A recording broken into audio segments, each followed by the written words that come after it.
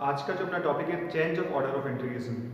Now change in the order means जिस order में आपको इंटीग्रेशन दे रखा है उस ऑर्डर को इंटरचेंज करना, वो ही प्रोसेस आपकी कहलाती है change of order of integration. तो बहुत सी बार आपके न्यूमेरिकल के अंदर जो एक्चुअल फॉर्म में आपको न्यूमेरिकल गिवन होता है उस ऑर्डर में इंटीग्रेशन करना पॉसिबल नहीं होता है या बहुत ही ज़्यादा कॉम्प्लिकेटेड वे में उसे सॉल्व किया जाता है। तो ऑर्डर चेंज करके हम उसको इजीली सिंप्लीफाई कर सकते हैं, इसलिए change of order of integration important property है डबल इंटीग्रेशन की फॉर्म में। ठीक है, तो अपन इसको एक न्यूमेरिकल से एक्सप्लेन कर लेते हैं। क्वेश्चन नंबर फर्स्ट इज, तो क्वेश्चन नंबर फर्स्ट अपने गिवन है double integration of 0 to infinite x to infinite e to minus y upon y dx dy, ये हमें न्यूमेरिकल गिवन है। ठीक है, नाउ यहां हमें फर्स्ट इंटीग्रेशन किसके रेस्पेक्ट पढ़ना है, विद रिस्पेक्ट टू y, क्योंकि लिमिट के अंदर x प्रेजेंट है। बट जब हम y के रेस्पेक्ट फर्स्ट इंटीग्रेशन कर रहे हैं तो e to minus y and 1 upon y दोनों ही नॉन एलिमिनेटेड फंक्शन है, तो बाय पार्ट इंटीग्रेशन से इजीली परफॉर्म इंटीग्रेट करना पॉसिबल नहीं है। तो इस केस में अपन change of order of integration वाली प्रॉपर्टी यूज करके इसको सिंप्लीफाई कर सकते हैं। सबसे पहले तो रीजन ऑफ इंटीग्रेशन को आइडेंटिफाई करना है। तो यहाँ तो रीजन ऑफ इंटीग्रेशन क्या है, the region of integration is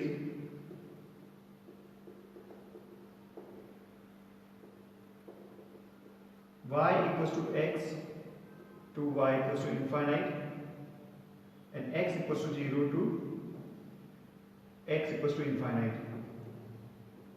तो इस रीजन को अपन ड्रॉ आउट कर लेते हैं। अगर हम डायग्राम से देखा जाए तो ये अपना फर्स्ट क्वाड्रेंट के अंदर ही लिमिट, क्योंकि x टू इनफाइनाइट और 0 टू इनफाइनाइट दे रखा है। ये लाइन आपकी होगी x इक्वल्स टू 0 और ये लाइन आपकी होगी y equals to 0 line. Now यहाँ ड्रॉ हम क्या कर सकते हैं, y equals to x line को ड्रॉ आउट कर सकते हैं। y equals to x straight line को अपन ड्रॉ किया, ये अपनी लाइन है y equals to x। Now first integration आपका हो रहा है विद रिस्पेक्ट टू y, किसके रेस्पेक्ट हो रहा है, with respect to y। It means जो स्ट्रिप है वो किसके पैरेलल है, y एक्सिस के पैरेलल होगी। नाउ y एक्सिस के पैरेलल वो स्ट्रिप जो इस लिमिट को सेटिस्फाई करती है। अगर मैं यहां रखता हूं स्ट्रिप को तो लोअर पॉइंट y इक्वल्स 0 पर टच कर रहा है और upper point y equals to x जो इसको सेटिस्फाई नहीं कर रही y की लिमिट को। इट मींस जो रीजन ऑफ इंटीग्रेशन है वो ये वाला पॉसिबल नहीं है। अब मैं अगर स्ट्रिप को यहां बनाता हूं और इस स्ट्रिप का लोअर पॉइंट किसे टच कर रहा है, y equals to x line को टच कर रहा है और अपर पॉइंट इनफाइनाइट है, सेटिस्फाई हो रही है। स्ट्रिप आर्बिट्री है, x इक्वल्स टू 0 और पैरेलल चलते हुए कहां तक जा सकती है, x इक्वल्स टू इनफाइनाइट। तो ये जो डायग्राम है ये आपको दे रहा है रीजन ऑफ इंटीग्रेशन जो गिवन न्यूमेरिकल के अंदर है। बट हमें क्या करना है, ऑर्डर चेंज करना है इस न्यूमेरिकल का। तो for changing the order of integration, for changing the order of integration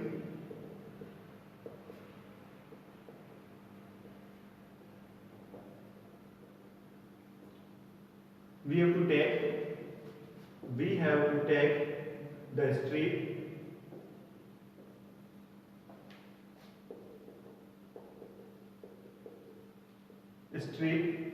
parallel to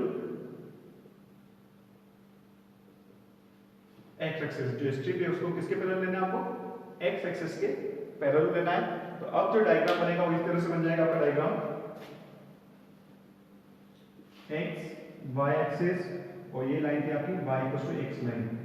तो जब आप ऑर्डर चेंज कर रहे हो तो कुछ नहीं करना, जो स्ट्रिप आपको दे रखी है उसको रिवर्स ऑर्डर में लेना है। यानी यहाँ स्ट्रिप आपके y एक्सिस के पैरेलल है क्योंकि फर्स्ट इंटीग्रेशन y के रेस्पेक्ट में हो रहा है, हमें फर्स्ट इंटीग्रेशन किसके रेस्पेक्ट में करना है, x एक्सिस के, x वेरिएबल के रेस्पेक्ट में। तो इस स्ट्रिप को मूव करके किसके पैरेलल ले लेंगे, x एक्सिस के पैरेलल ले लेंगे। तो इस तरह से ये आपकी स्ट्रिप बन जाएगी ऑर्डर चेंज करने के बाद। Now limit of integration of इसी स्ट्रिप से आपको सेलेक्ट करनी है, then the limit of integration is limit of integration क्या हो जाएगा। नाउ स्ट्रिप टच कर रही है x इक्वल्स टू 0 लाइन को, तो x इक्वल्स टू 0 टू कहां तक जा रही है, x इक्वल्स टू y। ये तो हो गया आपकी x की लिमिट। स्ट्रिप आर्बिट्री कहां से स्टार्ट हो रही है, y इक्वल्स टू 0 और कहां तक जाएगी मैक्सिमम, कहां तक जाएगी मैक्सिमम, y इक्वल्स टू 0 से लेके y इक्वल्स टू इनफाइनाइट तक। तो y की लिमिट होगी y equals to 0 to y equals to infinite. तो after changing the order of integration, जो आपका लिमिट था integration of 0 to infinite and x to infinite e raise power minus y upon y dx dy change हो गया है integration of 0 to infinite, ये y की limit हो गई, and integration of 0 to y e raise power minus y upon y dy dx। अब first integration हमें किसके रेस्पेक्ट करना है, x के रेस्पेक्ट में, और जब मैं x के रेस्पेक्ट में इंटीग्रेशन करूंगा तो y क्या है, ऐसे कांस्टेंट होगा। तो फर्स्ट इंटीग्रेशन हम कर रहे हैं x के रेस्पेक्ट में 0 to infinite e raise power minus y upon y constant dx का इंटीग्रेशन आपका हो गया x, limit of integration is 0 to y dy। Now limit put कर दो, integration of 0 to infinite e raise power minus y upon y, upper limit x को replace किया y से, y minus lower limit 0 dy। Now y से y cancel out हो गया। अब हमें इंटीग्रेशन किसका करना है, only e raise power minus y का इंटीग्रेशन करना है, और e raise power minus y का इंटीग्रेशन हो गया e raise power minus y upon minus 1 limit 0 to infinite minus upper limit e raise power minus infinite जो 0 होता है minus lower limit e raise power 0 1। तो इस इंटीग्रेशन का answer क्या आ रहा है 1। तो जो कॉम्प्लिकेटेड इंटीग्रेशन था एक्चुअल फॉर्म में चेंज ऑफ ऑर्डर को यूज करके अपन ने इजीली उसको सिंप्लीफाई कर दिया है। तो ये है अपना change of order of integration. Now the next numerical is question number second. Now question number second है अपना change the order of integral in the integral 0 to a cos alpha and x tan alpha to under root of a square minus x square fxy dx dy। तो इस numerical में हमें सिर्फ order change करना है, numerical को solve नहीं कर रहा है, ठीक है, इसलिए fxy की वैल्यू गिवन नहीं है, only we have to change the order of integration. तो यहाँ पे इस बार देखा जाए तो फर्स्ट इंटीग्रल किसके रेस्पेक्ट में हो रहा है, y, क्यों, क्योंकि लिमिट के अंदर आपका x प्रेजेंट है। तो यहाँ पे एक्चुअल फॉर्म में जो ऑर्डर दे रखा है वो फर्स्ट इंटीग्रेशन हमको y के रेस्पेक्ट करना है, देन x। हमें ऑर्डर चेंज करना है, मतलब जिस ऑर्डर में इंटीग्रेशन परफॉर्म हो रहा है उसको रिवर्स ऑर्डर में लेना है, यानी फर्स्ट इंटीग्रेशन x के रेस्पेक्ट में करेंगे हम, ठीक है, ऑर्डर चेंज करके। तो यहाँ सबसे पहले इंटीग्रेशन का जो रीजन है वो आइडेंटिफाई करना है। तो रीजन ऑफ इंटीग्रेशन जो न्यूमेरिकल में गिवन है क्या है, here the region of integration is region of integration. तो सबसे फर्स्ट इंटीग्रेशन y के रेस्पेक्ट में हो रहा है, y की लिमिट है y equals to x tan alpha to y equals to under root of a square minus x square. Now ये तो आपकी स्ट्रेट लाइन हो गई y equals to x tan alpha, और ये आपकी सर्कल की इक्वेशन है, ठीक है, किसकी इक्वेशन है, circle a square x square plus y square equals to a square. Clear. Second limit आपकी दे रखी है x इक्वल्स टू 0 जो y एक्सिस है to x equals to a cos alpha, ये भी आपकी स्ट्रेट लाइन है। तो first we have to draw this region of integration. तो रीजन ऑफ इंटीग्रेशन क्या है, फर्स्ट कोऑर्डिनेट अपन ड्रॉ कर लेते हैं। फर्स्ट कोऑर्डिनेट आपका ये रहा, फर्स्ट कोऑर्डिनेट की लिमिट आपकी पॉजिटिव ही दे रखी है, नेगेटिव में लिमिट नहीं है, x y। ना फर्स्ट कोऑर्डिनेट सर्कल ड्रॉ कर लेते हैं, x square plus y square equals to a square, ये है अपना circle, x square plus y square equals to a square, जो a, 0 y एक्सिस कट करता है 0, a पर। सर्कल ड्रॉ कर दिया। नेक्स्ट स्ट्रेट लाइन जो ओरिजिन से पास करती है, तो y equals to x tan alpha, ये है अपनी straight line, y equals to x tan alpha, y equals to x tan alpha. किसको टच कर कट कर रही है, सर्कल को कट कर रही है। तो दोनों इक्वेशन को अपन यहाँ सिंप्लीफाई कर लेते हैं, x square plus y square, y की वैल्यू जब पुट करता हूँ तो यहाँ पे आ जाएगा x square tan square alpha equals to a square, x square common आ जाएगा, 1 प्लस tan स्क्वायर आपका होता है sec square alpha equals to a square. तो x स्क्वायर आपका आ रहा है a स्क्वायर sec स्क्वायर से डिवाइड करेंगे cos स्क्वायर अल्फा, और x equals to plus minus a cos alpha.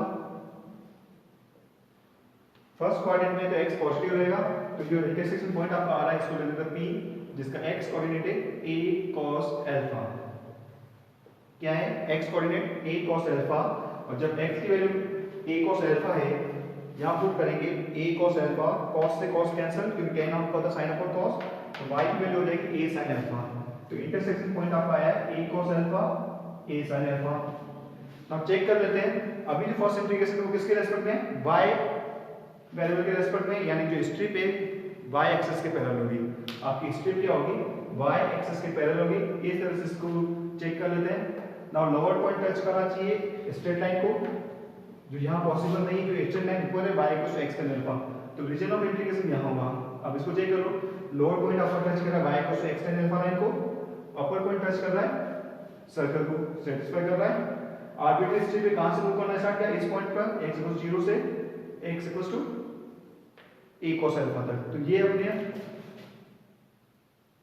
Strip होगी arbitrary strip. Now order change करना है, क्या करना है, ऑर्डर चेंज करना है। और ऑर्डर चेंज करने के लिए स्ट्रिप जो है उसको मूव करनी पड़ेगी parallel to the x axis. तो यहां सेकंड डायग्राम में यहां बना रहा हूं इसका,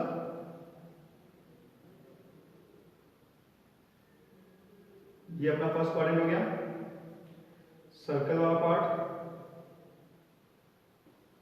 a, 0 0, a, और ये इंक्लाइन लाइन है जो ऑरिजिन से पास कर रही है।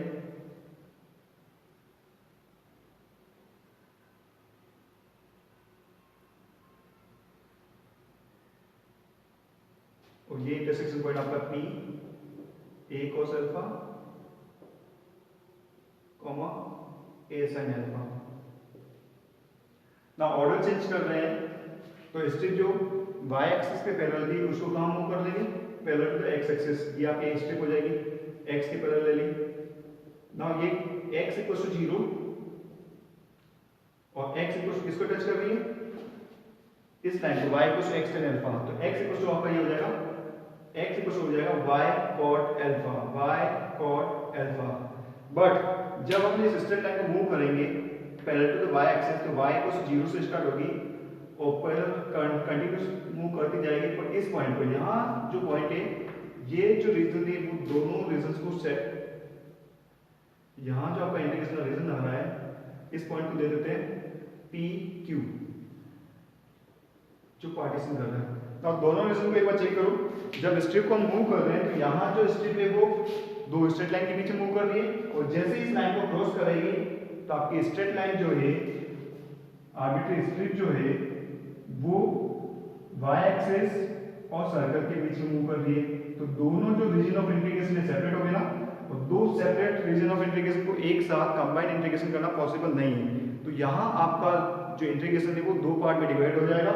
फर्स्ट इंटीग्रेशन को तो हम ले लेंगे I1, ये फर्स्ट पार्ट, और सेकंड इंटीग्रेशन को ले लेंगे I2, सेकंड पार्ट। तो ये क्यों, क्योंकि जब मैंने आर्बिट्रेरी स्ट्रिप सेलेक्ट की है तो वो पूरे में एक जैसी नहीं है।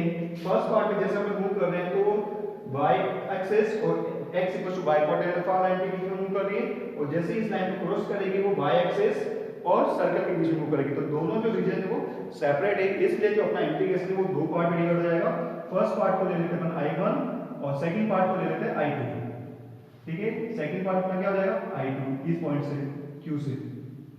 तो यहाँ जो इंटीग्रेशन है, now for changing the order of integration, now for changing the order of integration,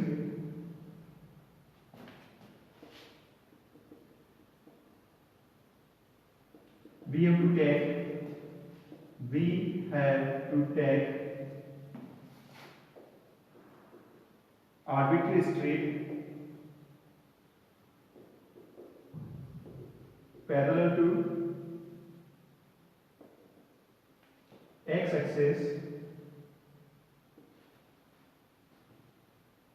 but here the region of integration is divided in two part। First part को हम डिनोट कर रहे हैं I1 एंड सेकंड पार्ट को हम denote कर रहे हैं I2। तो limit of region I1, limit of integration in I1 में x की लिमिट हो रही है x इक्वल टू 0, वो कहां तक जा रही है, x equal to y cot alpha. y की लिमिट कहां से स्टार्ट हो रही है, y इक्वल टू 0, वो कहां तक जाएगी, इस पॉइंट पर y की वैल्यू a sin अल्फा।